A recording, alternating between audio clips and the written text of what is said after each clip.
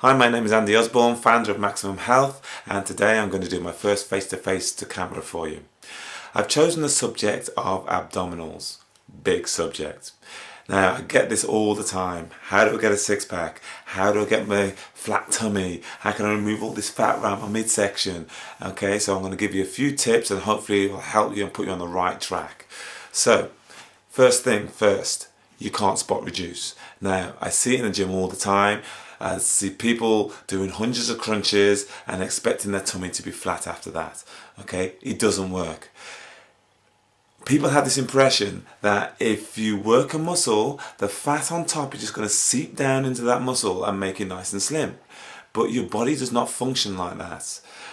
For you to utilize your fat, it has to be broken down and then used as energy. It doesn't just seep into the muscle. So, you have to work the whole body.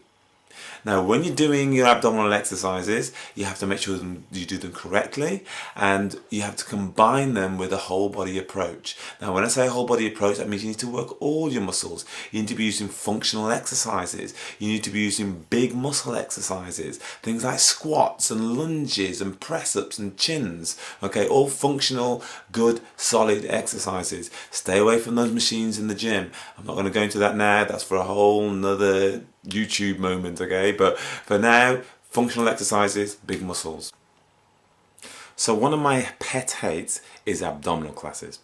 Now, let me just tell you what's happening when you go to these abdominal classes.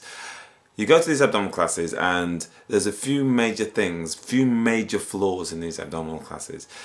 You tend to get instructors, which, no disrespect to any instructor out there, but you tend to find that the abdominal classes are done by the gym staff. Now, the gym staff, again, no disrespect, I don't want to dish anybody here, but the gym staff tend to be the newest qualified people in the gym. They tend to be quite young, which again, there's nothing wrong with being young, but they tend to come with inexperience, and they don't actually structure the classes in the way that they should really be done.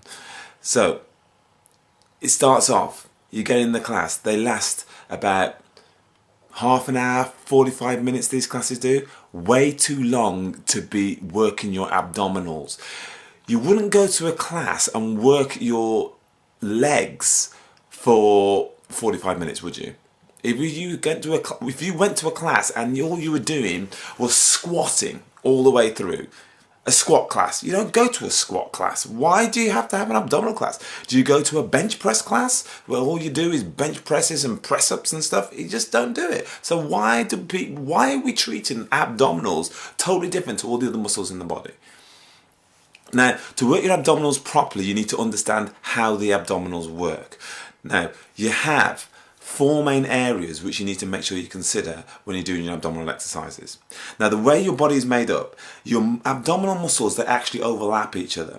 So on the outside, you have your rectus abdominis. Now, that muscle is your six-pack muscle. It comes right from the rib cage here, right at the top there, all the way down and attaches to your pelvis, okay? Now, that muscle is mainly responsible for you crunching forwards. So you've got your upper abdominals and also your lower abdominals. It's actually one muscle, but it's one of these muscles that can actually stabilize half and actually move in the other half, okay?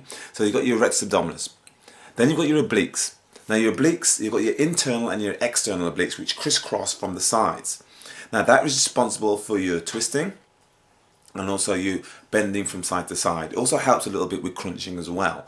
Okay, then you have your deep abdominal muscle. Now this is like the forgotten muscle, okay? This is your God-given girdle. This is the muscle that when you draw it in and switch it on, helps with your posture, helps to strengthen your back and support you, okay? Now, you need to make sure you use your deep abdominals with every abdominal exercise. And this is where your abdominal classes and such like tend to fall short big time.